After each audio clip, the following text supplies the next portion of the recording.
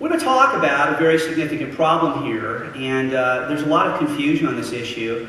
I find that there are a lot of things that go on in the world that are very hard to understand. And you're not really sure how to respond. For example, just this morning, I walked over from the West End, where I spent the night, on, I think it's Northeast 8th Street, out here somewhere. And there was almost nobody on the street at the time, and I passed in front of, what is it, Maggiano's? Little Italy, it says, Maggiano's. I guess that's an Italian restaurant. And so, but, as I passed in front of the restaurant, I heard a sultry female voice crooning in a jazz-style voice tone these words, as if intended for me personally. We should be like a couple of hot tomatoes.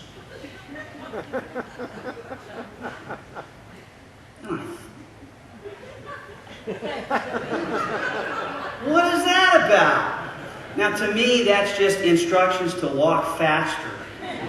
You know, I have no idea what was going on with that. I've never heard that before. I've never even heard my wife say it. A stranger I can't even identify as talking that way. Strange things happen in the world that we live in. And some of them are somewhat amusing like that, and others are not. And when it comes to suffering, we are deeply puzzled by what it is that God allows into our lives, and deeply puzzled that God should allow them into our lives. And that's not entertaining at all. Not the least bit. I was thinking about a movie that I saw the other night. Unfortunately, when it was released in the theaters in December, I think it was, the third Mission Impossible movie was impossible for me to see because of other things that were going on. And so I had to wait until it was released on DVD, or I could see it on Apple Television at my home. And so I was able to do that recently, and I sat and I watched it. I was so exhausted after doing my tax return. This was the only thing I could do to kind of stay awake. And it did succeed in keeping me awake. How many of you saw that movie, Mission Impossible, the fourth one? What's it called? Ghost Protocol. The Ghost Protocol, that's right. How many of you seen it? Oh, I forgot, it's a Christian audience. You don't go see movies. Go get the book, Faith, Film, and Philosophy. You'll find out it's okay. It's okay. You can do that. The main character is played by Tom Cruise, as you know, and Ethan is his name. And he is sent on these impossible missions. In the course of every mission, he performs any number of truly suicidal actions. And strictly speaking, most of them are physically impossible. But he does them anyway. I think that it's helpful that it's cinematic. And so he does these things, and in the course of completing his mission, he uses up every ounce of energy and all of the assets at his disposal, so that success is always just out of reach, and at the very last, I mean truly split second, before the total annihilation of the globe, he succeeds. But almost nobody knows what he's accomplished. He's not acknowledged, he's not praised, and it's possible he wouldn't even be approved. And not only that, he doesn't even get the girl in the end. Not really. Now, if I tell you that's really what life is like, you might laugh and say, well, that's not what life is like. We watch movies like that to take our minds off of the way life is, to say, look how worse it could be. But in a way, I want to say that that is how life is like, but it's exaggerated. We often do feel, as we live our lives, that life is mission impossible. That we're here with a mission, sometimes not even clear what the mission is, Our resources are tapped out, and we still haven't accomplished our goal, maybe not even discovered what it is. And when we do the right thing, sometimes it comes to nothing. It backfires. We're still mistreated. People don't appreciate it. These are various experiences that we have. And if you think about it, that really is a close parallel with the movie, isn't it? And I think that goes a long way to explaining why we're drawn into the story. In some ways, it is telling the story of our own lives and experience. And it's an experience of pain and suffering and disappointment in life, even when we are successful. We're going to be going through a series of slides here, but I want to begin with quotations from a couple of poets. I like to read poetry. I don't understand it, but I like to read it. I don't understand all of it. I like to read poetry. I've always been interested in what other people find truly engaging that on the surface seem to me to be uninteresting. And so many years ago, I thought, you know, there must be something to poetry, or people wouldn't write it and read it. But I have trouble understanding it and enjoying it. So I tried to educate myself about it and got more interested. And I find that when you educate yourself about something, if it's a rich topic and complex topic, you soon find out that it is intrinsically interesting and you're drawn in. I've come across these two poems. One is by Robert Burns here, called From Man Was Made to Mourn. I'll read this portion. Many and sharp the numerous ills inwoven with our frame. More pointed still, we make ourselves regret, remorse, and shame. And man, whose heaven-erected face the smiles of love adorn, man's inhumanity to man makes countless thousands mourn. You might wonder where we got that phrase. Robert Burns made it famous, man's inhumanity to man. This speaks of moral evil in the world, the ill treatment that you receive from other people. But not all suffering is the result of what other human beings have caused members of their community. There is also this poem by Alfred Lord Tennyson. And here are 4 lines. Who trusted God was love indeed, and love creation's final law, though nature bred in tooth and claw, with ravine shrieked against his creed. The key phrase here is not man's inhumanity to man, it is nature bred in tooth and claw. There is, in addition to moral evil in the world, what is sometimes called natural evil. When we suffer the consequences of things that go on in the natural world. Earthquakes, tornadoes, we see animal suffering that's caused by predation and so forth. And these strike us as inappropriate in a world that is purportedly created by God. So we need to have something to say about this topic. Edvard Munch, the Norwegian painter, painted this famous painting. You know what it's called? The Scream. This guy he's lost it. Things have just become too much for him. He's overwhelmed. Now, this has been updated. You might not have seen this. I'm not sure what Edvard would think.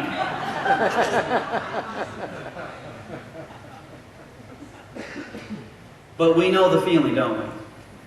Here's an outline of our topic. We're going to look at the problem of evil, try to say what it is, look at 2 forms of the argument from evil, and against the existence of God. That's what I mean by against theism. Theism is the view that God exists, and so these are arguments against theism, against the existence of God. You know, it's widely thought that evil is evidence that God does not exist, but atheists haven't agreed on how to make the argument work. I think you should understand that. I think you need to remember that. You know, you might be told, look, Christians can't even get their collective act together. They don't even agree on what the best arguments for God's existence are. Some think there's a good cosmological argument, but others say, well, that one doesn't work, so they like a design argument. Some think you can combine these different kinds of arguments, as I do. And, you know, there's just disagreement on these points. Well, what you need to know is that atheists who agree that evil is supposed to count as evidence that God does not exist cannot agree uniformly on how best to formulate the argument. So there's this deep intuition that somehow it's unreasonable to believe that God exists because there is evil and suffering in the world, but how do we actually make the argument plain? That's a challenge. I want to, if there's time, and we'll see about that, I keep myself flexible on these things, and so we might not do this, but I can also give you, if time allows, an argument for theism from evil.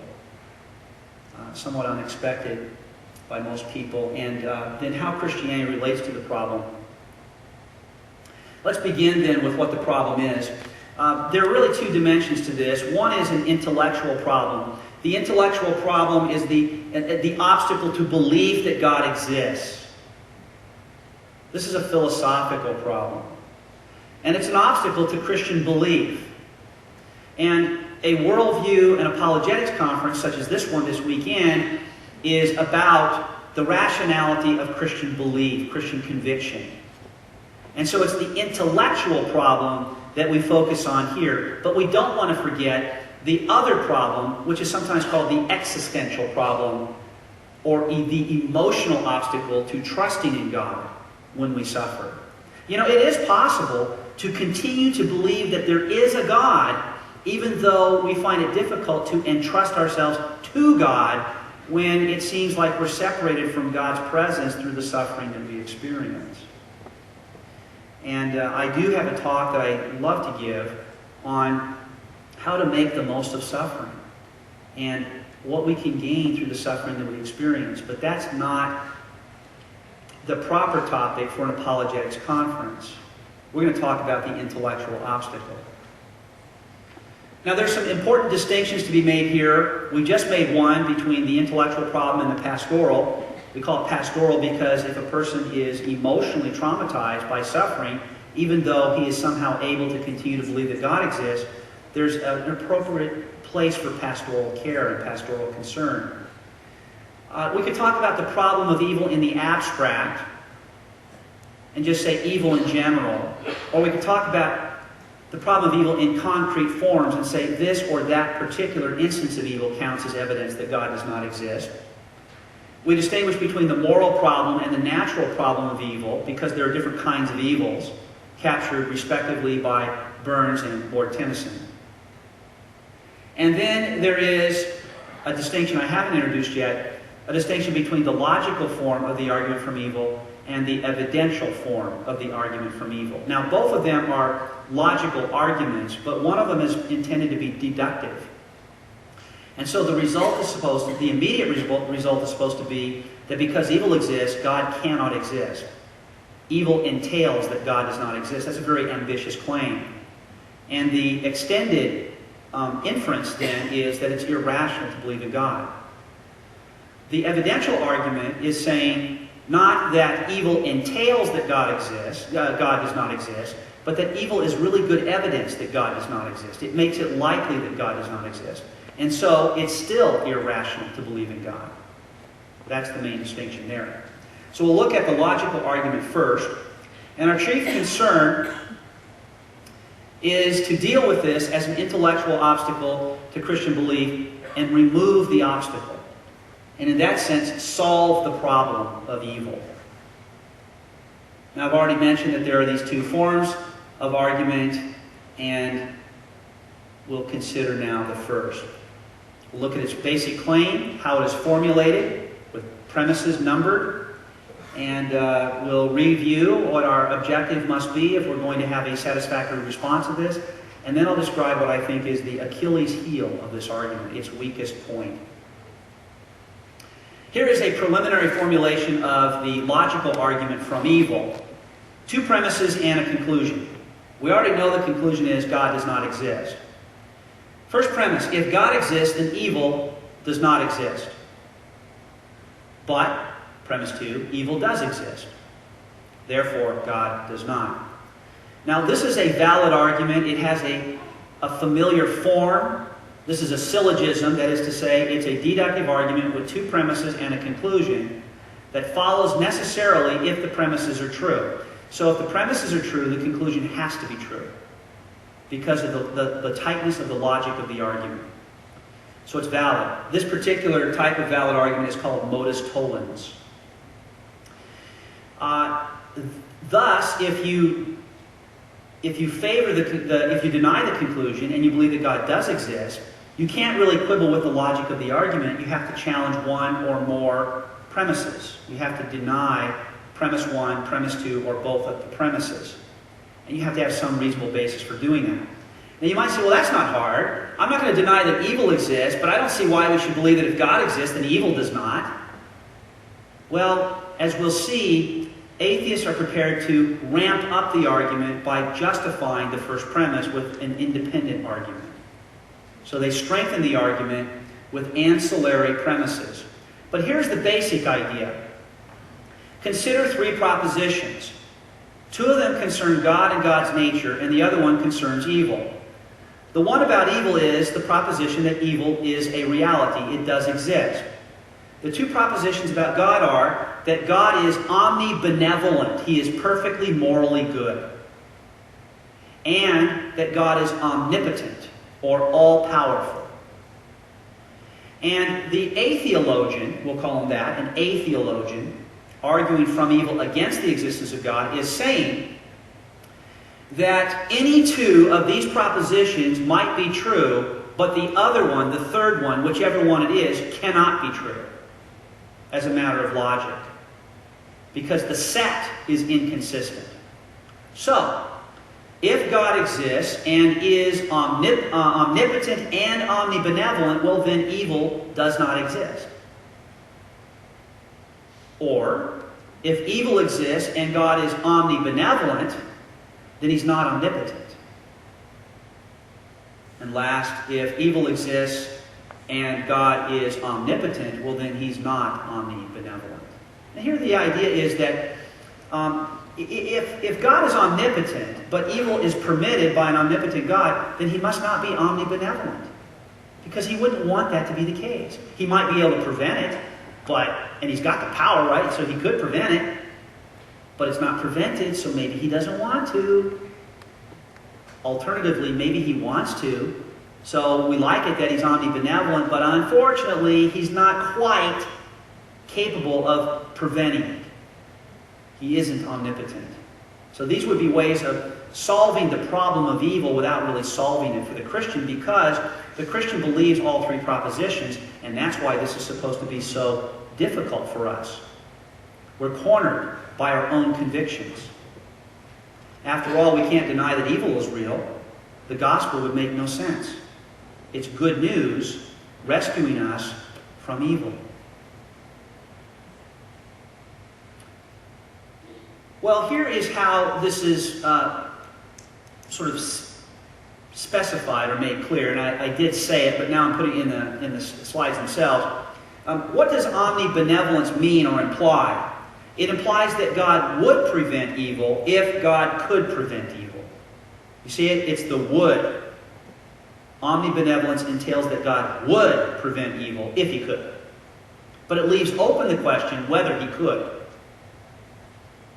Now, what does omnipotence imply? Omnipotence implies that God could prevent evil if God would prevent evil.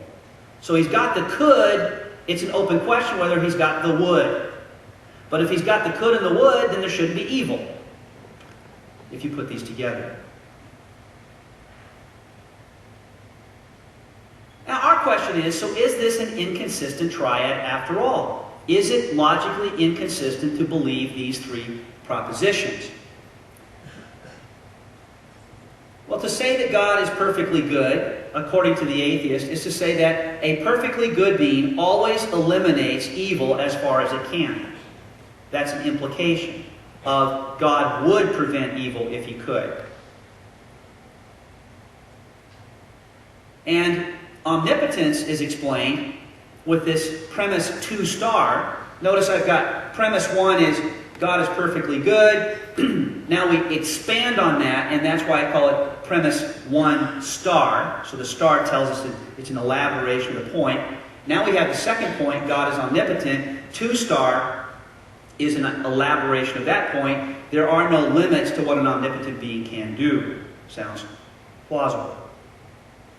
So now when we roll these specifications for omnipotence and omnibenevolence into the original argument, this is what it looks like.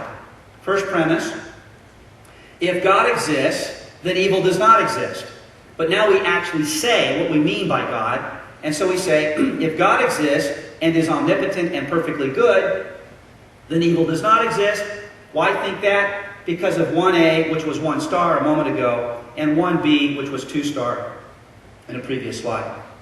A perfectly good being always eliminates evil as far as it can, and there are no limits to what an omnipotent being can do. That's the support for premise 1. Evil exists, therefore God does not.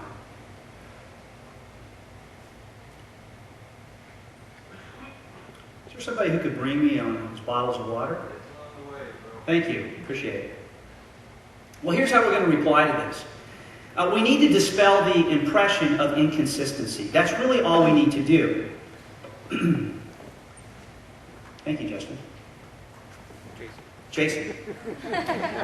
Shows you how much I appreciate it. I didn't get the guy's name wrong. And the guy's an old friend of mine.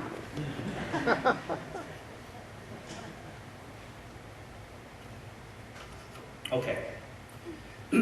So we need to dispel the impression of inconsistency. And there are several ways to do that.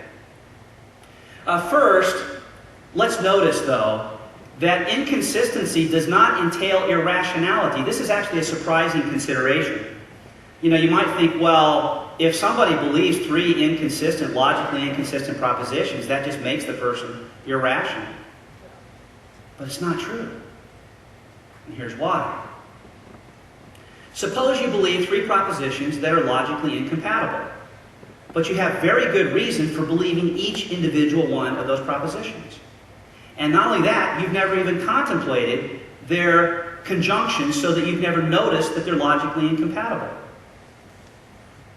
Are you irrational? No.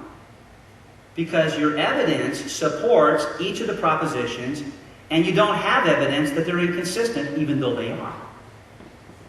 Now, let's go further. Suppose you acquire evidence that they are inconsistent because you contemplate them in conjunction with each other. Premise 1, P1, P2, P3 for 3 propositions. And you say, well, gee, I got a problem here because these really can't all be true. Okay, now do we say, okay, continuing to believe those propositions will be irrational? Still no. Not necessarily. Why not? Because you still might have all of the very good independent reasons for believing each one of those 3 propositions. And no good reason to deny one rather than the other 2. Now, you know that if you deny one, the other 2 will be good enough. They will be consistent with each other. But which one do you deny? What if you pick the wrong one? That wouldn't be rational. That would be arbitrary. And you still have all the good reasons you had before for affirming the one you now deny. That wouldn't be rational. So, what if you said, well, just deny them all, or withhold judgment, just stop believing all 3? Well, that's even worse, perhaps. So sometimes, even recognizing that there might be a logical problem in the set of beliefs that you have, doesn't entail by itself that you're being utterly irrational. You might even feel the force of the logic. Now, that's not what we want to say ultimately in response to this. But if the atheist is saying you're irrational, then I think we need to at least note that that might not be the case. Though we'd rather be more reasonable, we'd rather have consistent beliefs, wouldn't we? That's what we want.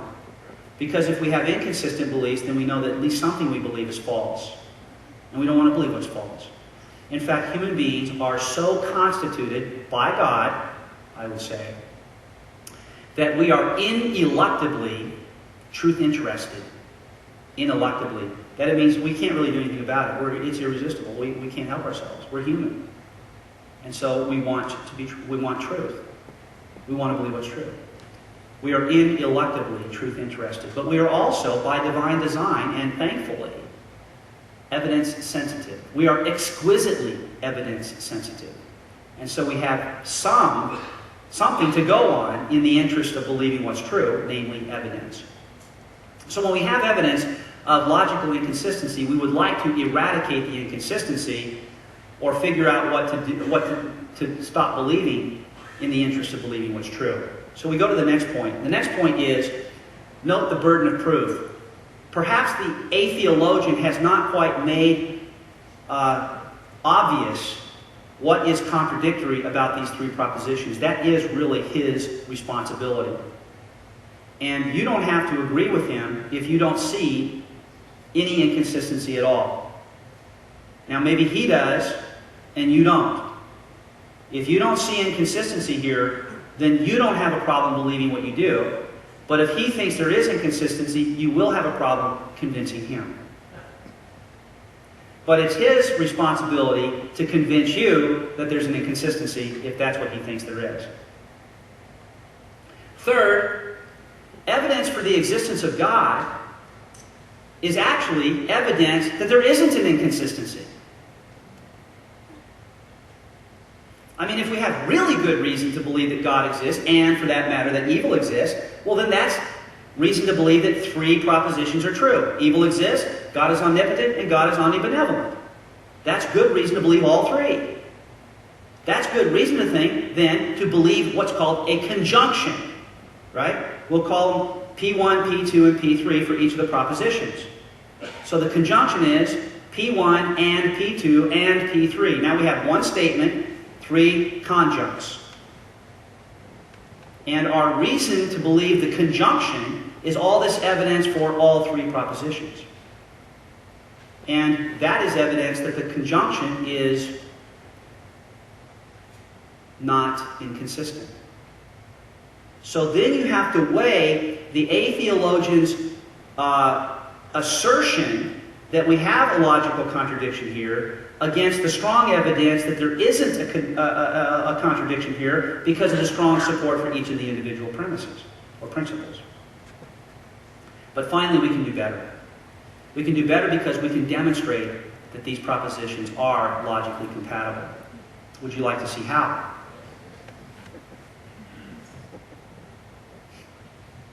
Showing the logical compatibility of God and evil.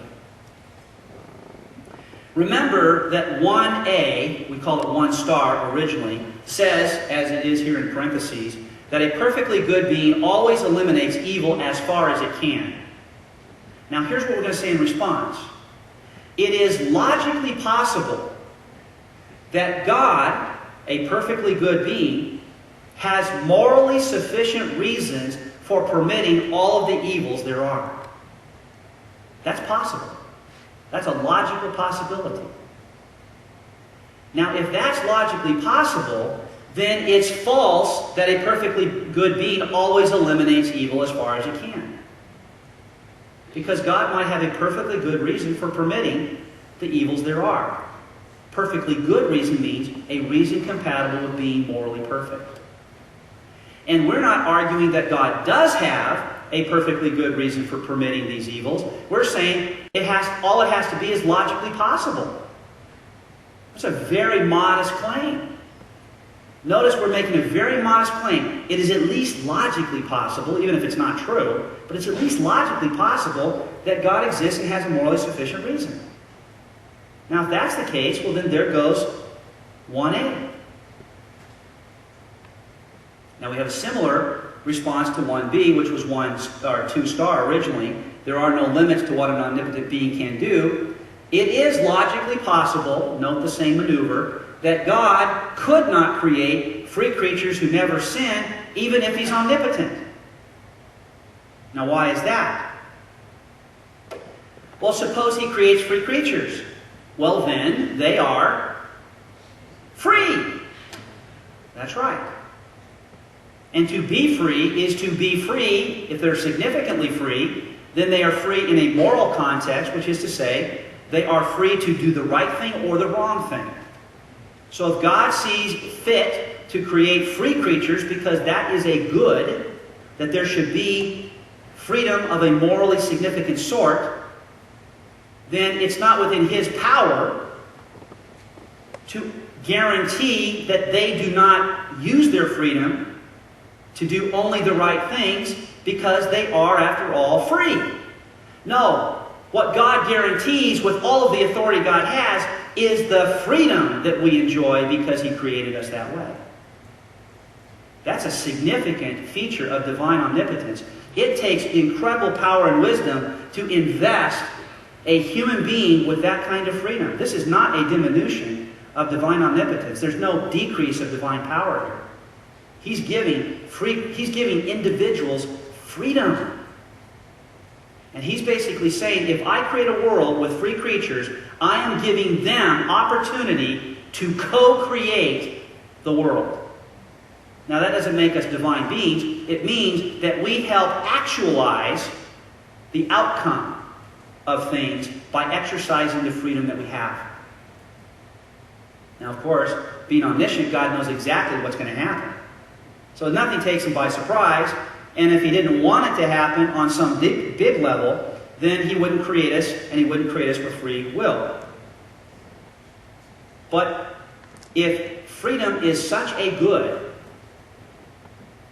that also risks the introduction of evil on our part, then it's not a limitation on God's power if He cannot stop us always from doing evil whenever we're inclined and still make sure that we're free. You see, that would be impossible. He can't stop us from doing the evil so that evil won't happen and also ensure that we're free at the same time.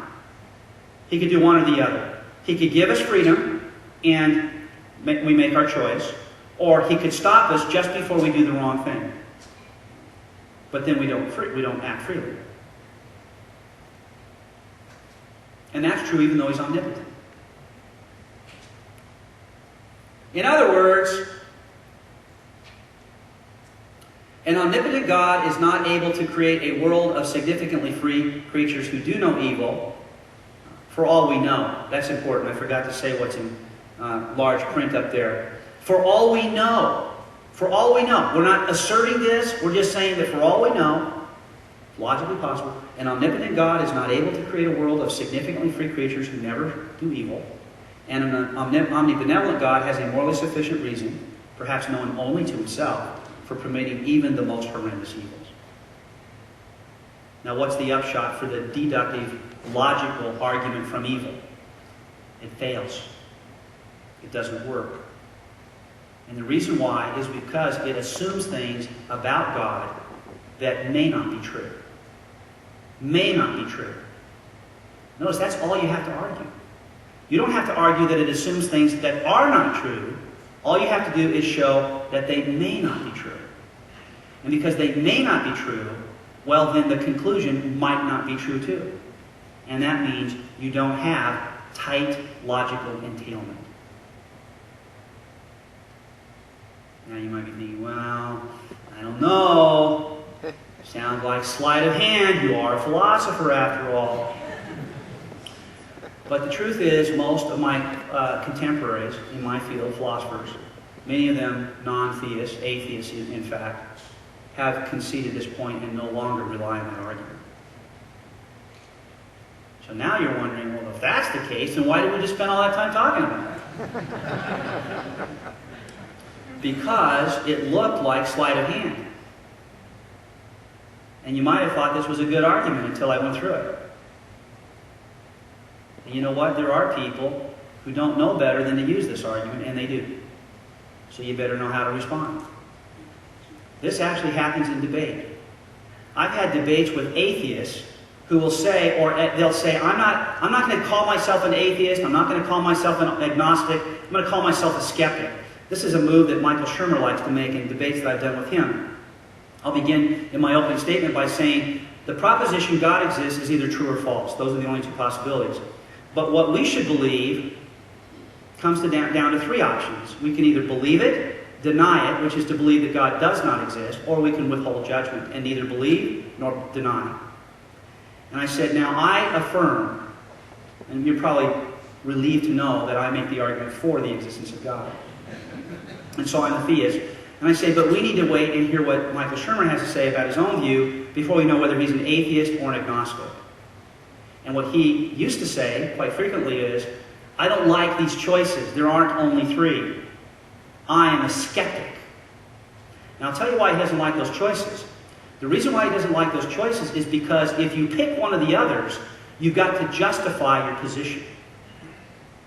See, if you're an atheist, you can't just say, I'm an atheist because you have lousy arguments for God's existence.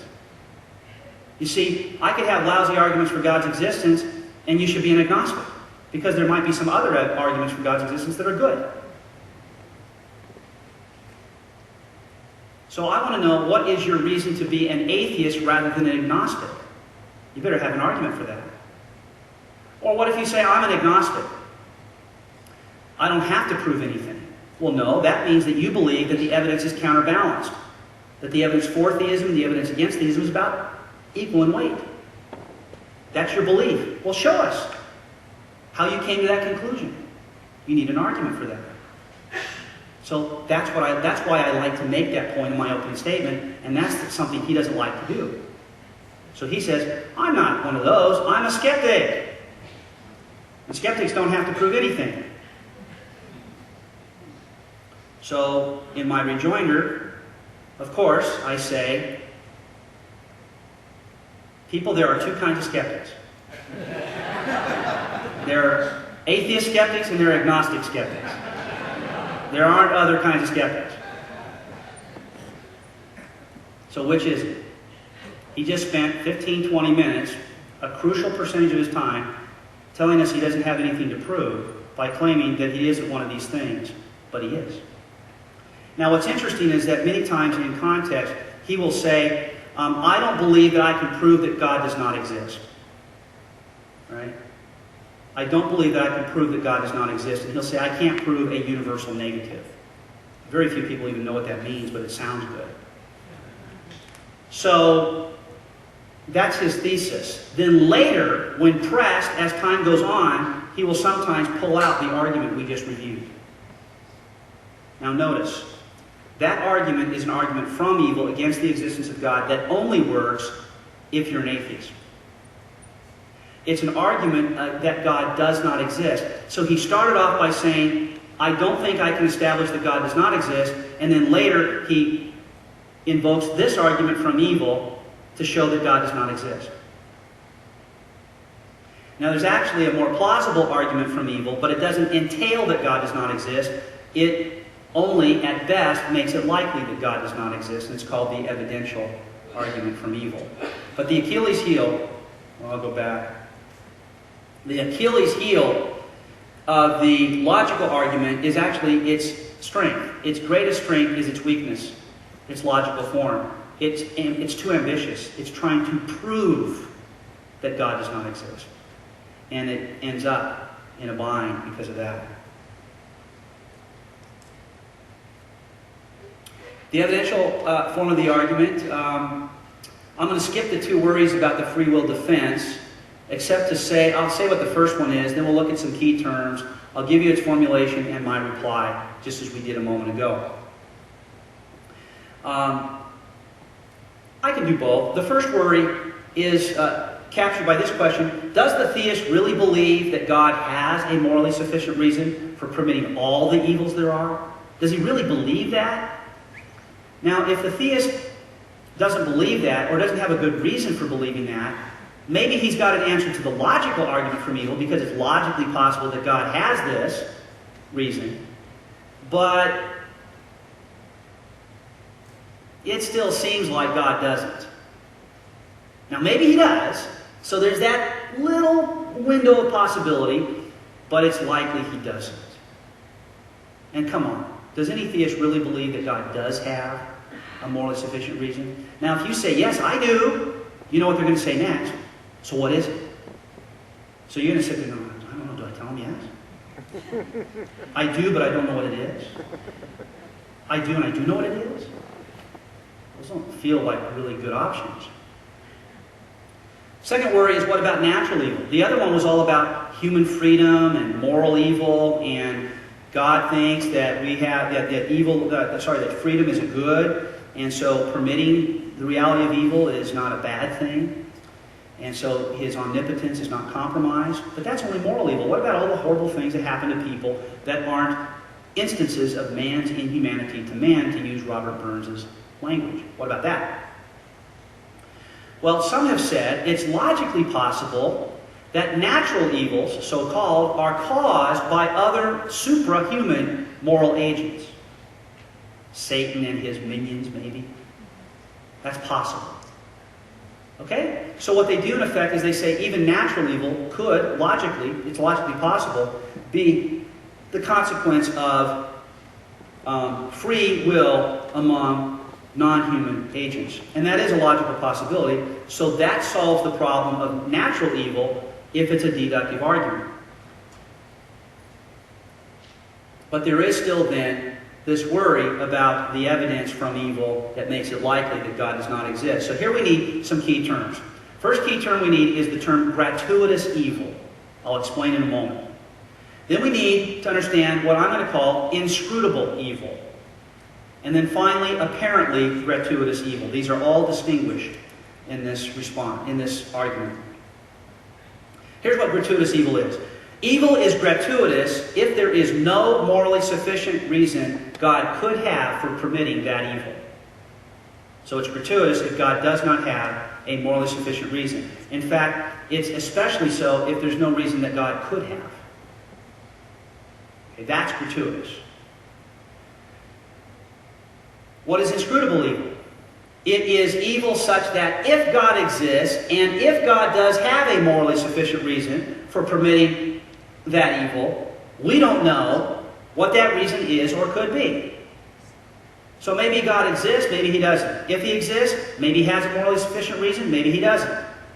But from our point of view, we have no idea what that reason would be if he does. So it's inscrutable. And you know how hard it is to unscrew the inscrutable. No, if we know of some reason God could have for permitting some instance of evil, then that instance of evil is not inscrutable, even if that's not God's actual reason. Now, what is apparently gratuitous evil? We've got gratuitous evil, which means that some evils really are gratuitous, and God does not have a morally sufficient reason for permitting them. And then we've got inscrutable reasons, evils, and we don't know whether God does or not. We know for sure that we don't know what it is if he does. What's apparently gratuitous evil? It's evil that seems gratuitous on the grounds that it's inscrutable.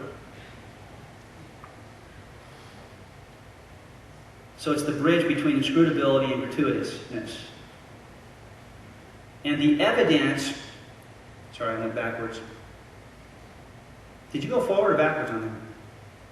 We want to go forward. Thanks. We'll go one more. Oh. There we go. We see what's going on here with this formulation of the argument. First premise, if God exists, then gratuitous evil does not exist. Remember, the first argument was if God exists, then evil does not exist. Now we're picking evils of a certain sort, gratuitous evils. And the claim is that gratuitous evil probably does exist. And the support for that is that some evils are inscrutable. If God has a morally sufficient reason for permitting them, we have no idea what that is. That's our evidence that they're gratuitous. So therefore, probably God does not exist. Notice the argument's valid, but premise 2 is merely probable, and that's why the conclusion is merely probable. But if it's probable, then it's still irrational to believe that God exists. But why think there's gratuitous evil? The only evidence we have for the existence of genuinely gratuitous evil is the inscrutability of some evils. That's all we've got to go on. So here's our reply. Does gratuitous evil actually exist? I say, demonstrate that it does. And I don't think you can do that on the basis of our difficulty thinking of a reason God could have for permitting these things. Second, why shouldn't we just be agnostic? This, people, is the crucial point. Why shouldn't we just be agnostic about inscrutable evils? After all, we don't know. Right? If God, the argument allows, the atheist is allowing that God could have a morally sufficient reason for permitting, but he's saying we don't know what it would be in some cases, and that's a reason to think he doesn't have one. And I want to say, well, now wait a minute. If he could have one, and we know that, but we can't think of what it would be, why is that a reason to think he doesn't have one? He could, even though we don't know what it could be. So maybe we should just be agnostic about whether he does. But of course the problem with that is, there goes the argument. Because then you have to be agnostic about the conclusion. The conclusion is God does not exist. That's not exactly an argument for atheism. Further, we have evidence that Proposition 2 is false. Evidence that there is no gratuitous evil in the world. You know what it is? Evidence for the existence of God. Evidence for the existence of God gives us reason to think that even in cases we don't, that are inscrutable, God has a morally sufficient reason for permitting them. That's what it means to have faith in God, right? We know enough about God to know that what we don't know is okay. But we have to have enough knowledge of God to get to that point. Otherwise, we should be agnostic. Also, we have a rich track record of thinking of reasons God might have for permitting many of the evils that do exist, even if we can't come up with explanations for all of the evils there are. So, there is some history of our thinking of reasons God could have, and maybe we'll think of something still.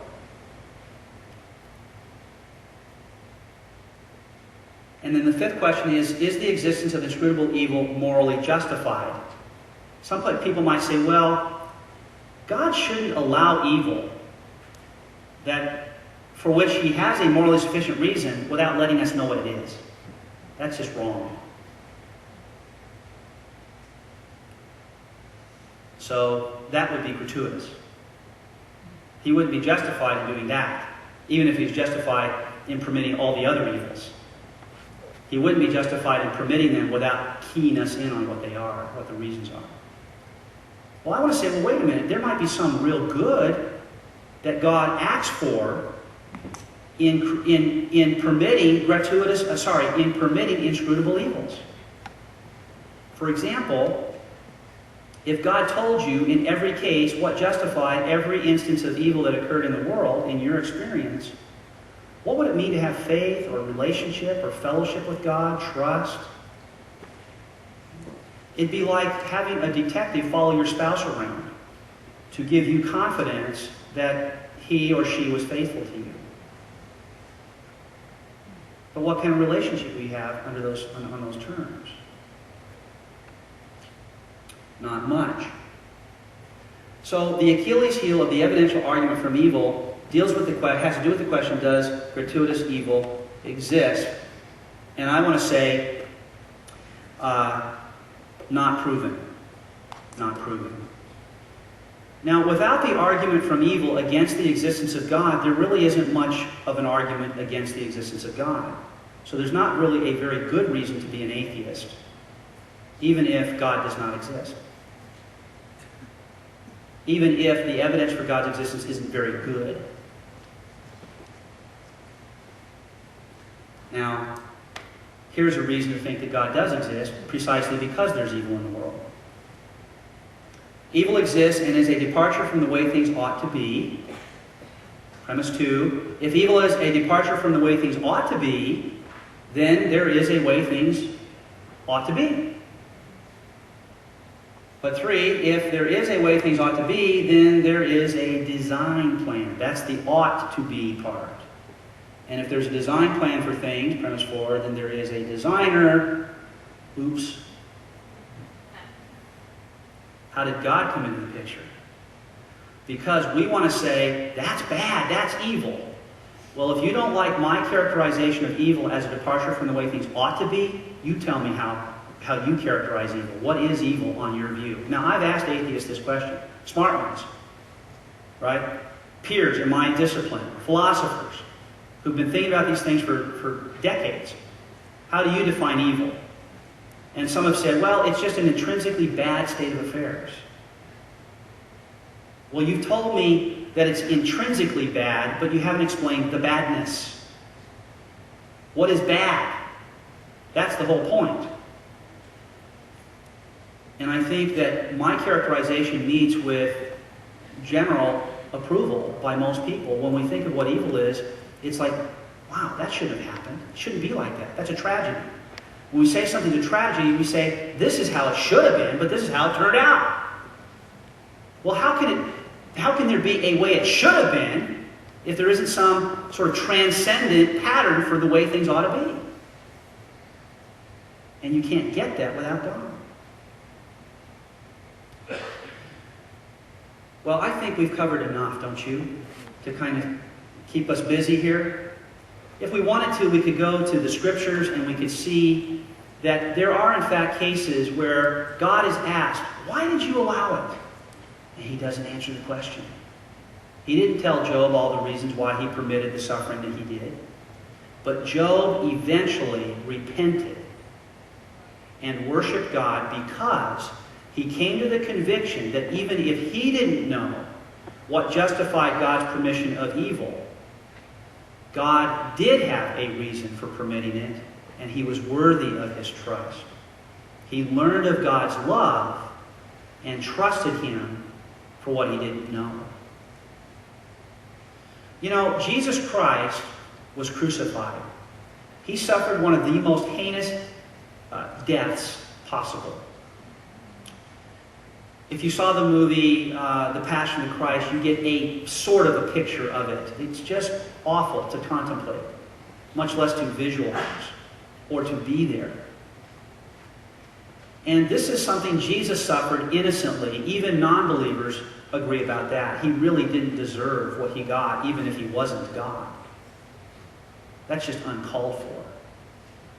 I've had young people, non-believing college students at secular campuses say to me, why did Jesus have to suffer so much? Now, part of the answer to that is because if he didn't suffer that much, you and I wouldn't believe our sin was that serious.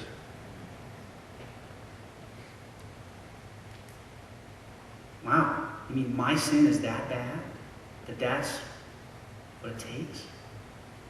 We wouldn't believe that, would we, unless God showed us. But this is a crucial point. I got to wondering one day, what if there was evil that was inscrutable and we didn't know what God's reason was for permitting it, but he had one, and the only way we'd ever know what the reason was is if he told us, he lifted the veil? I wonder if he's ever done that. And I thought, well, of course he has. He did it with the crucifixion of Jesus. On Good Friday, we are completely baffled by what is being done to him. But on Sunday, we find out why. And we also see great good come out of it. He not only is risen from the dead, victorious over the grave, by God's design in order to approve Jesus as his witness to the world. This is my son. Listen to him. But he procured your salvation through an act that might look to you utterly gratuitous. It was inscrutable until God revealed his purpose. Now, how can you not be grateful to a God like that? And if he is holding back on revealing his purposes in other situations, I rest comfortable with great hope because of what he has revealed and what he did for me. Father, we thank you for your goodness to us. All we can do is just be grateful. And part of being grateful is to just repent. Just realize that sometimes we don't want to believe you. And so we erect these barriers. But if this is true, if Jesus did this and did it for us, we should want to believe, because it means you love us perfectly. And worshiping you is like the best thing that we could do, even for ourselves. Thank you. In Jesus' name, amen.